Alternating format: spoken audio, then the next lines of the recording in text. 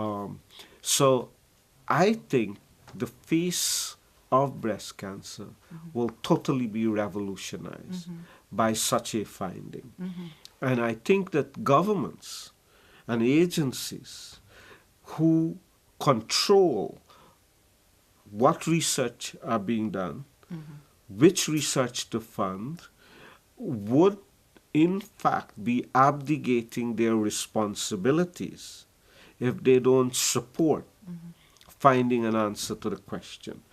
There can be no doubt that viruses such as the human mammary tumor virus or the mouse mammary tumor virus um, have some kind of link to breast cancer. We need to answer the question. And I believe that answering that question will not take a huge amount of money.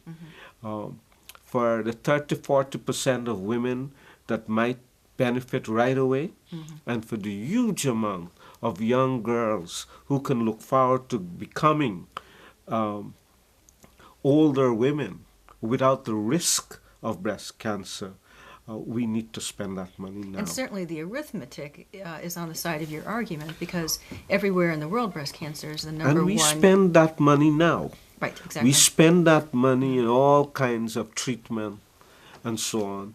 We essentially have to do surgeries that would become unnecessary. Correct. We spend that money on huge amounts of mammograms and so on, all of which we will save. So why don't we spend it now? And it is not just that we will save money in the future, but we will save lives. Correct. And I don't know what amount of money Yes. could replace that. Right. There's no amount of money for any life saved. So I think that we have reached a crossroad. And as a Minister of Health in a developing country, I speak not only for my country, but I'm speaking for women in developed and developing countries. Right. Because this is one pursuit that will lead to benefits for women and populations everywhere. Because we might be targeting an issue that mostly affects women, but its benefits are not only to the women. The benefits are to our people wherever we live. Sure, to the fabric of society. And it's the fabric of society, it's the Yes. development of the world. Yes. So it's this is a global issue.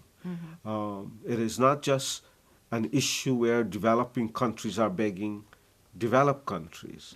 We are simply making a plea that there is a possibility that there is this link that would make a huge difference to the lives of women, to the lives of family, to the lives of countries in general.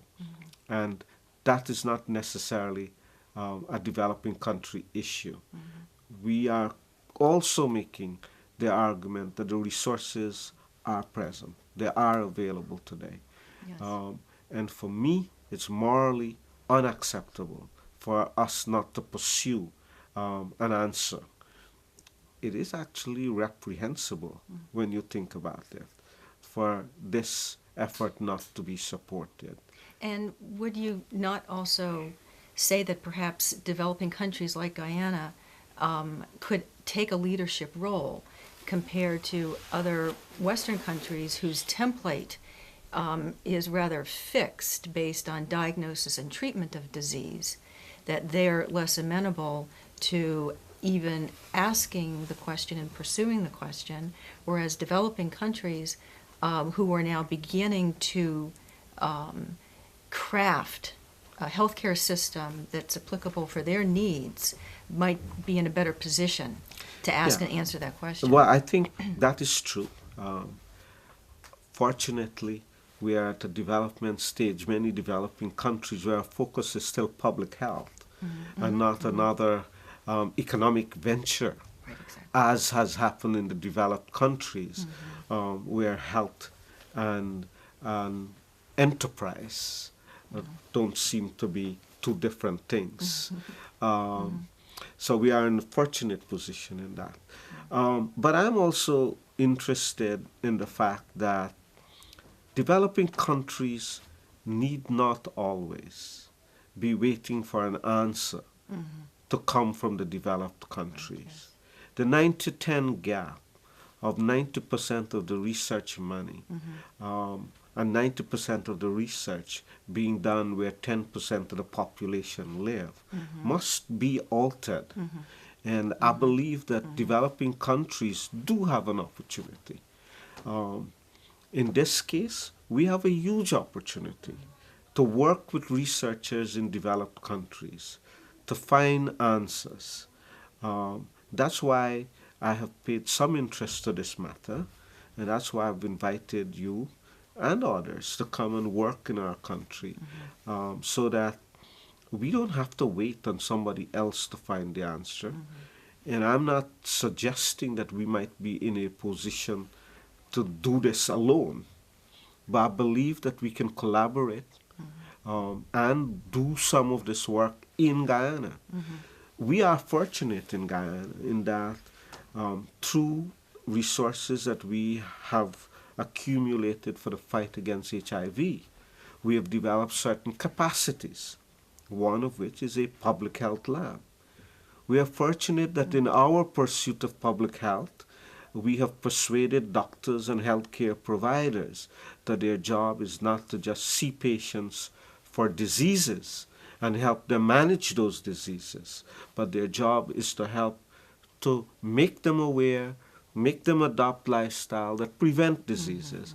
And we are fortunate that we have healthcare providers who now also see that their job is to do research and find answers, and that is a important part of their job. So that with all of those things coming together, I believe that Guyana and other developing countries are at a stage where we can join the research pursuit to find answers. That's where I want to take public health in Guyana, that where others might be slow to act, we don't have to wait until they get a little bit more robust, that we can lead that. You know, if it is important to us, finding an answer to a breast cancer question is important to us. Too many of our women are dying young because of it. And too many of our young girls are looking at a future where breast cancer is an inevitability. I want to change that paradigm. And since the developed countries are not working too robustly on this issue, well, why don't we find the answer? Indeed. And we can. So that is why I've gotten my young doctors and some of the nurses and the public health people and so to look at this question. It wouldn't take much from us. We have the equipment at the public health lab. We have some really excellent technologists. We have some bright young doctors. We have nurses that are interested in research. There is a population here that would like to see us find an answer. And I certainly, as a minister from a developing country, want to join my colleagues when we get together to say, I'm not just waiting for you to give me answers. I want to help find those answers. And where I have to walk alone, I am not afraid to walk alone. So that's what we're doing.